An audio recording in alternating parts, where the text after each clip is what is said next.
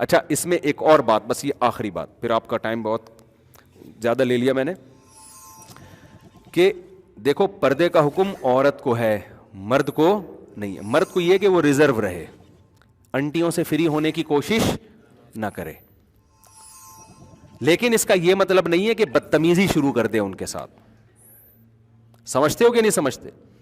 جیسے یونیورسٹی میں لڑکے ہیں, ہم ان کو کہتے ہیں کہ یار آپ کے ساتھ جو کلاس فیلوز ہیں آپ نہ فری ہوں ان سے, اپنے کام سے کام رکھیں, جائیں, کوئی سلام دعا کی ضرورت نہیں ہے. کسی نے سلام کر لیا تو تمیز سے جواب دے دیا جائے. اس میں پھر آپ کا یہ جو ایٹیٹیوڈ ہے نا کہ فتنہ ہوگا اور میں نہیں, تو اگلی سمجھے گی کہ پتہ نہیں یہ سارے مولوی ہی ٹھرکی ہوتے ہیں, انہی کو بہت زیادہ فتنے کا اندیشہ ہے, باقی تو سلام دعا کر کے نکل جاتے ہیں. کچھ چیزیں زمانے کے ساتھ کیا ہو جاتی ہیں. پہلے زمانے میں جب پردے کا ماحول تھا نا تو لڑکی کا سلام کرنا ہی غلط سمجھا جاتا تھا, وہ واقعی غلط تھا. اب جب پردے کا ماحول نہیں ہے تو یہ ایک نارمل روٹین کا حصہ بن چکا ہے. آپ جہاز میں جاتے ہو, ایئر ہوسٹس آتی ہے, سر کیا چاہیے آپ کو, آپ یوں بولو اللہ کی پناہ چاہیے, دفعہ ہو یہاں سے, ہمارے شیخ نے کہا کہ نظر نیچی رکھو. تو اس سے عورت کے فتنے سے تو شاید بچ جاؤ آپ, لیکن ایک اور فتنہ, وہ بولے گی پتہ نہیں کیا اس کو کوئی ٹھڑک ہے, کیا ہے کہ مجھ پہ نظر پڑ گئی تو پتہ نہیں اس کو کیا ہو جائے گا. تو کوئی بھی ایب نارملٹی والا کام کرنے کی کوشش, نارمل جیسے سارے تمیز سے سفر کر رہے ہیں نا ایسے آپ بھی تمیز سے سفر کرو, یہ کہنے کا مقصد ہے.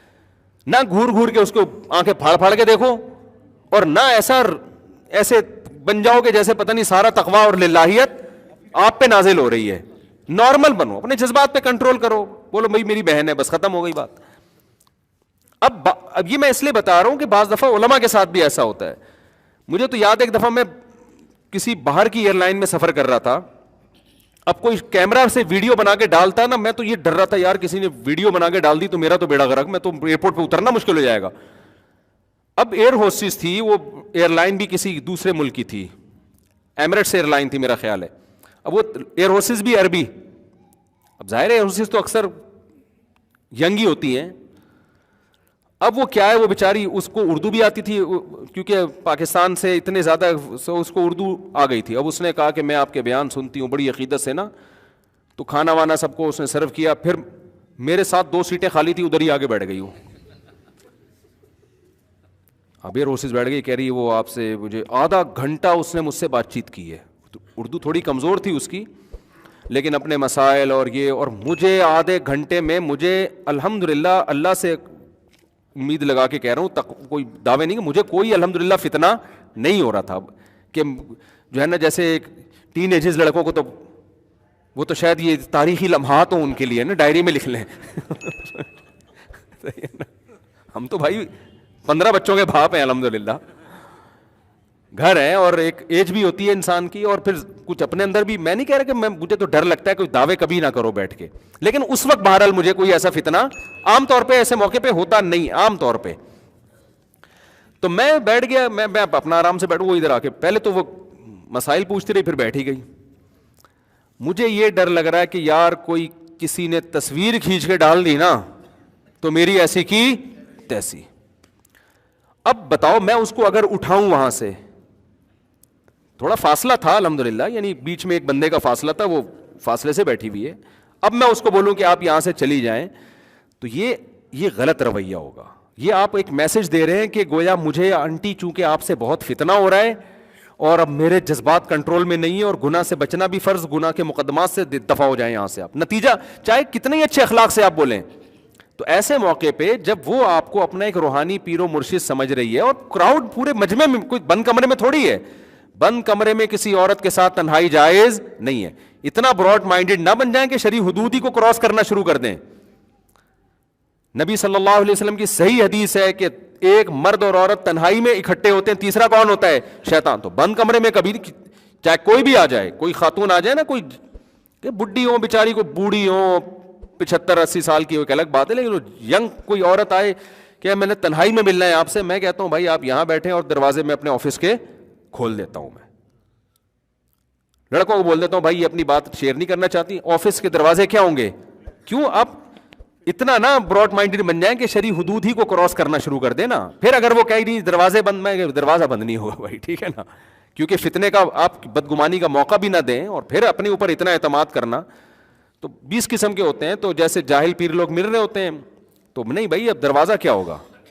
ایک دفعہ تو میرے ساتھ ایسے ہوا, میں کسی گھر میں اکیلا تھا تو ایک خاتون آئی, وہ گھر کے اندر ہی آ گئی, جیسے وہ آئی ہیں میں باہر آ گیا. میں نے کہا یا تو آپ یا میں, دونوں میں سے ایک ٹائم پہ یہاں رہے, میں نہیں اندر جاؤں گا بھائی, کیونکہ اسلام نے منع کیا ہے.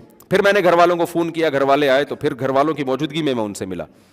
لیکن پبلک میں وہ سب کے سامنے ادھر آ کے بیٹھے تو کیا چکر چلائے گا یار, ایسے خدا نخواستہ کیوں یعنی بدگمانی انسان کرے. ایسے موقع پہ لبرل, اس کو میں اس پازیٹیو چیز کو دیکھ رہا تھا کہ یار ایئر ہوسٹس ہو کے, بے پردہ ہو کے, اس کو عالم سے عقیدت ہے, اس سے گائیڈنس لے رہی ہے. یہ لفٹ کرانا اس کی ایک پازیٹیو چیز ہے. اور اتنی عقیدت اس کو, ایسے میرے ساتھ واقعات ہوتے رہتے ہیں, کوئی فرسٹ ٹائم نہیں ہوا. اتنی عقیدت, آخر میں اس نے کہا کہ آپ ایک جملہ مجھے لکھ کے دیں دعائیہ, اور میں پلاسٹک کوٹنگ کرا کے اپنے گھر پہ لگاؤں گی کہ میری زندگی میں آپ سے سیلفی تو شکر ہے اس نے نہیں لی, اس کو خود ہی خیال آ گیا. تو میں نے پھر جملہ لکھ کے دیا کہ اللہ ہماری اس بہن کو دنیا اور آخرت کی بھلائیاں دے, دین پہ چلنے کی. میں نے دعا لکھ دی. اس نے کہا یہ میرے لیے اتنے قیمتی لمحات ہیں, میں اس کو پلاسٹک کوٹنگ کر کے اپنے گھر کی دیوار پہ زندگی, کیونکہ ایسا اتفاق پتہ نہیں دوبارہ کبھی ہو یا نہ ہو. تو میں نے ایسے دیکھا ایئر ہوسٹس میں بھی جو بہت یعنی ان کے اندر بہرحال ایک جذبہ ہے. آپ کو پتہ ہے نبی صلی اللہ علیہ وسلم نے فرمایا المرء مع من احب یوم القیامہ, انسان کو جس سے محبت ہوگی قیامت کے دن اسی کے. دینداروں کے ساتھ محبت, یہ محبت چھوٹا عمل نہیں ہے. میں لڑکیوں کو ایئر ہوسٹس بننے کی کبھی بھی ترغیب نہیں دیتا. کوئی خاتون میرا بیان سن کے ایئر ہوسٹس نہ بنے. مجھے یہ جاب اچھی نہیں لگتی, شریعت کو اچھی نہیں لگتی کہ اتنے مردوں میں آپ سرو کر رہی ہو. میں اس کو پروموٹ نہیں کر رہا, میں بتا رہا ہوں کوئی بھی کر رہی ہے کسی مجبوری سے یا خوشی سے, لیکن اس میں اگر ایک عیب ہے تو بیسیوں اس میں خوبیاں بھی بولو نا ہوں گی, بیسیوں خوبیاں بھی ہوں گی. تو آپ نے اس سے ایسا, پھر ایسے موقع پہ کوئی مجھے کہے گا یہ دیکھو لبرل لوگ ہیں انٹی کے ساتھ بیٹھے ہوئے ہیں. تو بھائی پہلے جو تھے نا, تو آپ جیسے داڑھی مونچھوں والے لوگ ہی آ رہے تھے, تو میرا بیان تھا سخت قسم کا, کرخت قسم کا. مجھے پتا تھا اس کے پھر بھی کوئی اثر نہیں ہوگا. تو ان کو تو تھوڑی سی لفٹ کرا دو تو یہی آدھی سے زیادہ تبلیغ ہو جاتی ہے. سمجھتا ہے کہ نہیں سمجھتا ہے. تو مولانا طارق مل صاحب پر بھی جو لوگ اعتراض کر رہے ہوتے ہیں نا, فلانی کے سر پہ ابے دوپٹہ تھا اس کے سر کے اوپر, یار ٹوپی تھی پتہ نہیں دوپٹہ تھا, رہا تو پبلک میں رکھا ہے نا, تو کیا یار کیوں اس کو اتنا نیگیٹو لے کے جا رہے ہو. تو دین کی تبلیغ کے لیے حرام کی اجازت آپ کو پھر بھی کسی صورت میں, جیسے شرابی پی رہا ہے تو آپ بولے ہاں پی لے, جب پوری پی لے گا تو پھر بات کروں گا, لیکن وہ کہے بات جب میں سنوں گا جب ایک گھونٹ تو بھی پیے گا. اب اگر آپ اتنے براڈ مائنڈڈ بن گئے کہ اس کو خوش کرنے کے لیے آپ نے کہا چلو ایک گھونٹ میں بھی پی لیتا ہوں, یہ براڈ مائنڈڈ نہیں ہے, یہ آپ نے شریعت کا بیڑا غرق, آپ نے اللہ کی حدود کو کیا کر دیا, کراس. تو اسی طرح نامحرم سے اگر آپ تنہائی میں مل لیے, تنہائی ہو گئی, کوئی تیسرا بندہ نہیں ہے, اب یہ براڈ مائنڈڈ, یہ تبلیغ کی آپ کو شریعت میں اجازت نہیں ہے, کیونکہ اب آپ اللہ کی حدود سے کیا کر رہے ہو. تو پبلک پلیس ایک الگ چیز ہے, تنہائی میں ملنا ایک الگ چیز ہے. سمجھتے ہو کہ نہیں سمجھتے. اور بعض دفعہ میری لڑکیوں کے ساتھ سیلفیاں آتی ہیں, وہ میں نے نہیں لی ہوئی ہوتی, کوئی بندہ آگے کھڑا ہوا ہوتا ہے تو لیفٹ میں کوئی خاتون بھی آگے کھڑی ہو جاتی ہے. اب میں بچنے کی کوشش کر رہا ہوتا ہوں, لیکن دھکا دینا ایسے موقع پہ, اس کو بھگانا, یہ اخلاقی حرکت نہیں ہے. تو خوشی سے نہیں کبھی بھی. مجھے تو گھر سے جھاڑ پڑتی ہے. ایک دن کسی لڑکی نے, ٹک ٹاکر تھی وہ, میرے ساتھ سیلفی, میں کسی اور کے ساتھ, وہ بھی آگے کھڑی ہو گئی, فوراً میرے گھر سے میسج آ گئی یہ کون ہے بھائی. وہ اتنا نبھانا مشکل ہو گیا, میں نے کہا بھائی مجھے خود نہیں پتا کون ہے. صحیح ہے نا, تو میں پاگل تھوڑی ہوں یار. اس پہ پھر لوگوں کے بھی تبصرے آ رہے ہیں. اگر میں اس طرح کسی کو کوئی دھکا دے گا تو یار کیا دین کا وہ جائے گا اس میں. تو وہ دوپٹہ لے کے بیچاری ایک مولوی کی عقیدت میں, مولوی سے یا عالم سے اگر وہ عقیدت کرے گی تو اس کا مقصد مذہب سے محبت ہی ہے, اور کوئی اس کا مقصد نہیں ہے. باقی جس نے سیٹنگیں کرنی ہوتی ہیں نا غلط ہو, وہ پھر کھلے عام سیلفی نہیں, وہ پرچیاں چلتی ہیں, وہ آپ سے گھننے آپ بھی نہیں ہو بنو.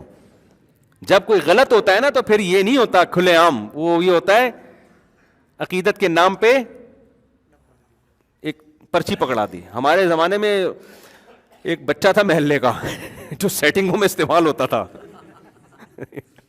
کسی نے بھی کسی لڑکی کو کوئی پرچی, اب تو موبائل آ گئے ہیں نا, تو پکڑا دی, وہ دے کر آ رہا ہے. ایک دن پکڑا گیا, پٹا وہ دبا کے نا, وہ پکڑا گیا تھا. تو تو جس نے غلط کرنا ہوتا ہے نا اس کی اسٹائل یہ نہیں ہوتا, اس کا اسٹائل کچھ اور ہوتا ہے. وہ پھر چپکے سے مس کالیں, پھر کالوں کا جواب, پھر وہاں سے میسج بازیاں, پھر الٹی سیدھی حرکتیں, پھر کال, یہ سب, پھر چھپڑ میں ملاقاتیں, وہ بالکل ہی الگ اسٹائل ہوتا ہے. تو بدگمانی مت کیا کرو میرے بھائی, بہت ہو گیا میرے بھائی, بہت سارے سوالات رہ گئے.